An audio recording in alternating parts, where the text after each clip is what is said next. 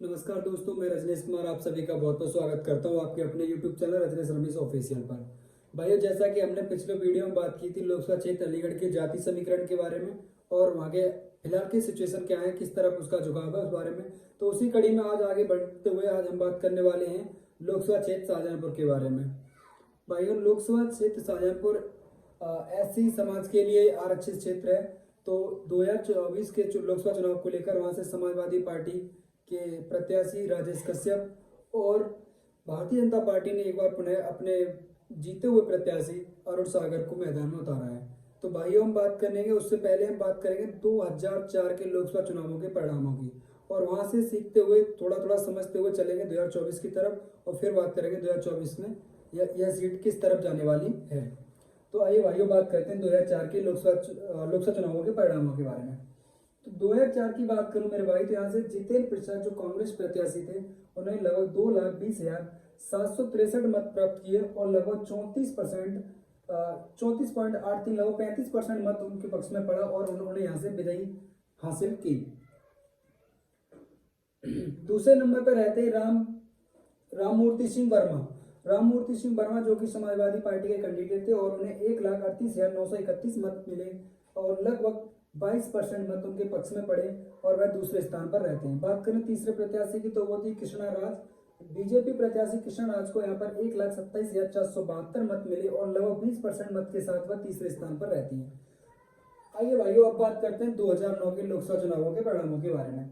2009 के लोकसभा चुनाव के परिणाम की बात करें तो यहाँ से समाजवादी पार्टी के प्रत्याशी मिथिलेश कुमार, समाजवादी पार्टी के कैंडिडेट मिथिलेश कुमार 2,57,033 मत प्राप्त करते हैं और लगभग 32.5% मत प्राप्त करके यहाँ से जीत हासिल करते हैं। दूसरे नंबर पर रहते हैं यहाँ से सुमता सिंह जो कि बीएसपी प्रत्याशी थी और 1,86,454 मत इनके पक्ष में पड़ते हैं, लगभग 23.5% मत इनके पक्ष में पड़ते हैं और दूसरे स्थान पर रहती हैं। तीसरे नंबर पर रहती है कृष्णा राज जो कि बीजेपी प्रत्याशी थी और उनके पक्ष में लगभग 1,68,434 मत लगभग 21% मत इनके पक्ष में पड़ता है और दूसरे स्थान पर रहते हैं। अब बात करते हैं भाइयों 2014 के लोकसभा चुनावों के परिणामों के बारे में। तो बात की जाए 2014 के लोकसभा चुनाव के परिणामों के बारे में तो यहाँ से 2014 में यहाँ से बीजेपी प्रत्याशी कृष्णा राज 5,25,132 मत प्राप्त करती हैं और विजयी हासिल करती है। लगभग उनके पक्ष में 46.5% मत उनके पक्ष में पड़ा। दूसरे स्थान पर यहाँ से उमेश सिंह कश्यप जो कि बीएसपी प्रत्याशी थे उन्हें लगभग 2,89,603 मत मिले और लगभग 26% के आसपास उन्हें मत मिला और दूसरे स्थान पर रहे। तीसरे नंबर पर मिथिलेश कुमार जो कि समाजवादी पार्टी के कैंडिडेट जो 2009 में जीते हुए थे इस बार तीसरे स्थान पर रहते हैं और लगभग 2,42,913 मत उनके पक्ष में पड़ता है, लगभग 21% मत उनके पक्ष में पड़ता है। 2019 में यहाँ से भारतीय जनता पार्टी ने अपने कैंडिडेट को बदला और उसके इस बार के कैंडिडेट थे अरुण सागर। अरुण सागर ने लगभग 6,88,990 मत प्राप्त किए और लगभग 58% मत प्राप्त कर एक भारी भरकम जीत दर्ज की। दूसरे नंबर पर रहते हैं अमरचंद जो कि समाजवादी पार्टी और बीएसपी का जो 2019 में गठबंधन था उसके बीएसपी कैंडिडेट थे, तो उन्हें लगभग 4,20,572 मत मिलते हैं और लगभग 35.5% मत के साथ दूसरे स्थान पर रहते हैं। तीसरे नंबर पर रहते हैं बी स्वरूप सागर जो कि कांग्रेस प्रत्याशी थे और लगभग 35,283 मत इनके पक्ष में पड़ते हैं, लगभग 3% मत इनके पक्ष में पड़ता है।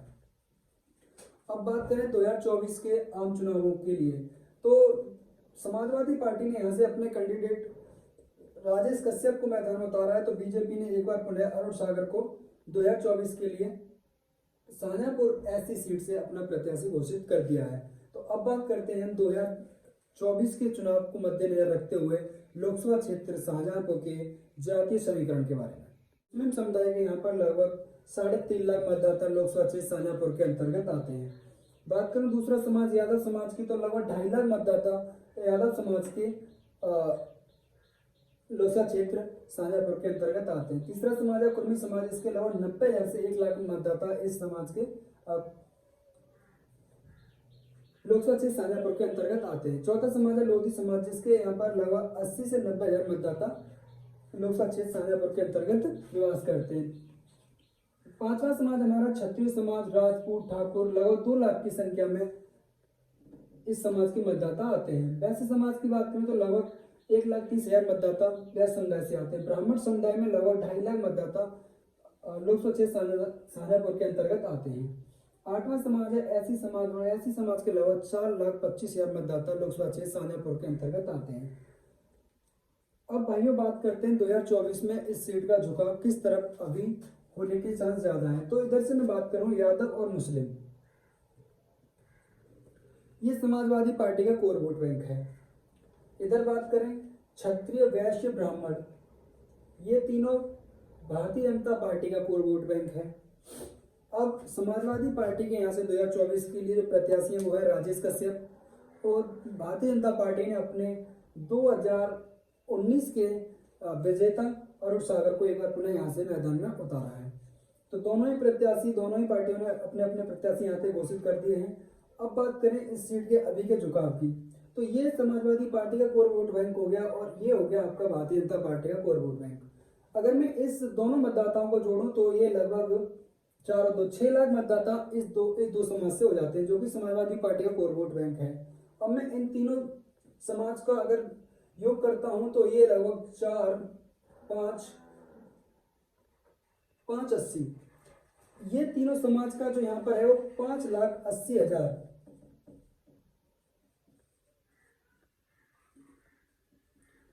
5,80,000 मतदाता इन तीनों समाज के आते हैं। अब वहीं इन दोनों समाज के लगभग 6 लाख मतदाता आते हैं। ये समाजवादी पार्टी का कोर वोट बैंक हो गया, और ये भारतीय जनता पार्टी का कोर वोट बैंक हो गया। आगे बात करें हम कुर्मी समाज की, तो ये कुर्मी समाज और लोधी समाज, इन दोनों समाज की बात करें तो ये दोनों ही समाज बंटने वाले हैं। अगर मैं इस समाज को बीजेपी की तरफ अधिक रखता हूं तो कहीं ना कहीं कुर्मी समाज समाजवादी पार्टी की तरफ ज्यादा रहेगा, क्योंकि समाजवादी पार्टी के प्रदेश अध्यक्ष नरेश उत्तम पटेल कुर्मी समुदाय से आते हैं, और अभी का जो फिलहाल का मिजाज है लोधी समाज का झुकाव भारतीय जनता पार्टी की तरफ अधिक है। तो ये 580 और ये 6 लगभग 20,000 मत अभी इधर ज्यादा हैं। इन दोनों को रखा जाए तो लगभग मैं मानता हूं कि ये दोनों ही बराबर हो जाएंगे। अभी इन कोर वोट बैंक को देखते हुए तो ये सीट हो गई 50-50। अगर अभी की प्रेजेंट टाइम की बात की जाए, दोनों के कोर वोट बैंक से समझने की कोशिश की जाए तो ये सीट हो गई 50-50। लेकिन इस कोर वोट बैंक से यहाँ काम होने वाला नहीं है, यहाँ काम चलने वाला नहीं है, क्योंकि ये सीट है एससी के लिए, एससी आरक्षित सीट है, और उनकी यहाँ पे कोई बहुत बड़ी आबादी है, लगभग 4.25 लाख। अब जिस पार्टी का इस समाज के अंदर जितना अच्छे से वो अपना यहाँ पैठ बना पाएंगे, उसी पार्टी का कैंडिडेट यहाँ से जीत पाएगा। तो अभी भारतीय जनता पार्टी ने अपना कैंडिडेट घोषित कर दिया है, समाजवादी पार्टी ने अपना कैंडिडेट घोषित कर दिया है, लेकिन अभी एक इस समाज की बड़ी पार्टी बीएसपी के कैंडिडेट का नाम आना बाकी है। तो जब उनका प्रत्याशी आएगा उसके बाद यहाँ का मुकाबला और दिलचस्प होगा। अभी की बात करें, अभी की जो यहाँ की जाति समीकरण को समझते हुए और लोगों के विचारों को देखते हुए चले तो अभी ये सीट 50-50 है। भाइयों, मेरे द्वारा जुटाई गई ये जानकारियां यदि आपको पसंद आई हो, जो हमने विश्लेषण किया वो आपको यदि पसंद आया हो, तो वीडियो को लाइक करें, एक प्यारा सा कमेंट करके जरूर बताएं कि हमारे द्वारा जुटाई गई जानकारी आपको कैसी लगी। और मैं आपसे एक निवेदन करना चाहूँगा कि आपके जो भी भाई बंधु या रिश्तेदार जो आपके जानने पहचानने वाले लोकसभा क्षेत्र शाहजहांपुर से हों तो उनको ये वीडियो जरूर शेयर करें। तो मिलते हैं अगले किसी वीडियो में एक नए लोकसभा क्षेत्र के बारे में जानकारी एकत्रित करके। तब तक के लिए जय हिंद, जय भारत।